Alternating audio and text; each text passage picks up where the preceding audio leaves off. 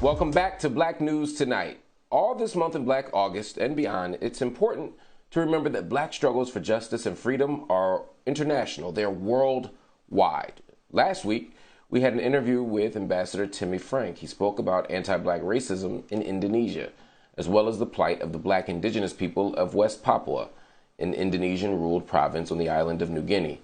Tonight, we're excited to be able to continue that conversation. My next guest is a West Papuan independence leader and a Nobel Prize nominee.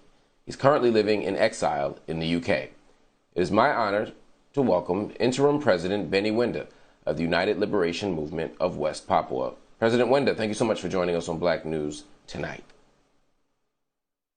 Thank you for having me. Thank you. Absolutely. The island of New Guinea gets its name from Europeans who thought your people resembled the people of Guinea, West Africa. But I wanted to ask you, as a West Papuan, how do you identify? Do you identify as Black, for example? Thank you. West Papua are Black people, and 95% are Black people. And there is West Papuan left Africa continent earlier before European. 15,000 years ago, people of West Papua settled in New Guinea settled in New Guinea Island.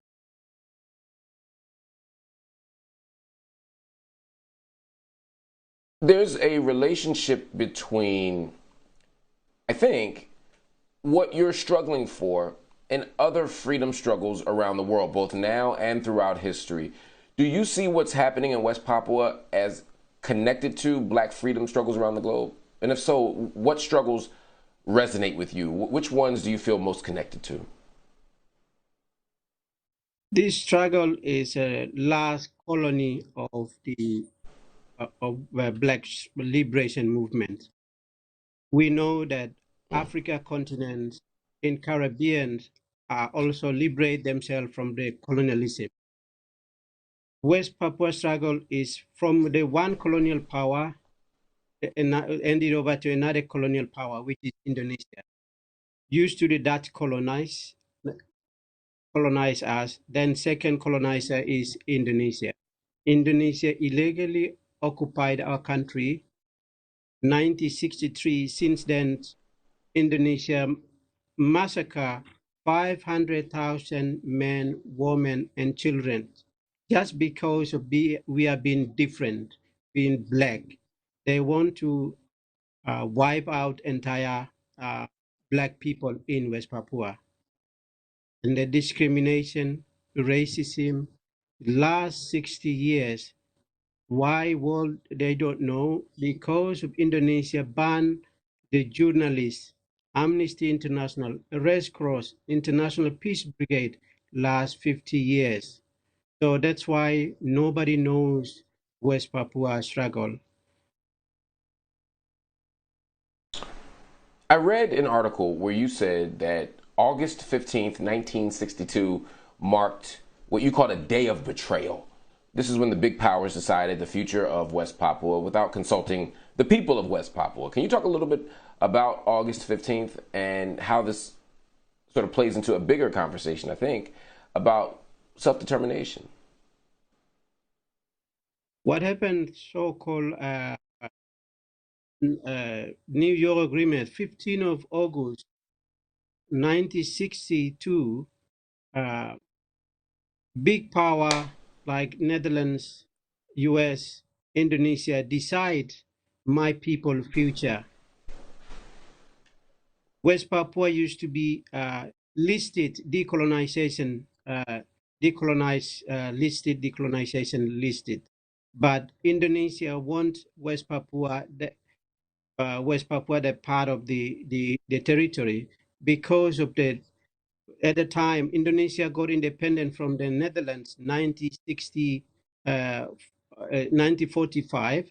West Papua, that's kept separate because the Dutch argue that West Papua are the Black people, nothing to do with Indonesia or Javanese, because they are Black people historically, geographically, linguistically, nothing to do with Javanese or nothing to do with Indonesia. They are black people connected to Aboriginal black or Papua New Guinea, Solomon Islands, uh, Fiji, Vanuatu. This is connected. So they kept, but Indonesia really wants West Papua part of their colony because of the former colony. Dutch colonized Indonesia 300 years. When Indonesia got independent, they argued that this is all the Dutch colony, our part of our territory. That's their argument.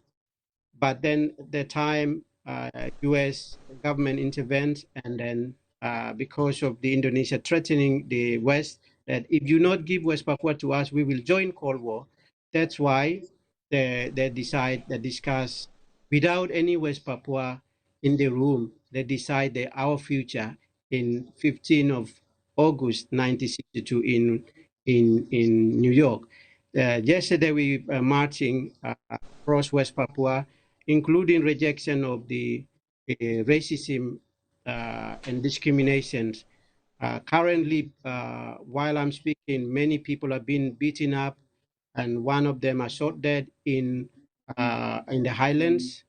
So one of the leader, Victor Jaimo, is still in prison because he's a victim of the racism 2019, where Indonesia called student in Surabaya monkey go home. That's abusive word toward imposed to West Papua. So they're also remembering 2 years racism in West Papua. So racism is not only uh, in West Papua facing, but I think what happened in our brother Nigerian diplomat in Indonesia, racist. He can't breathe. Also, West Papua can't breathe. Just like our brother George Floyd. What happened?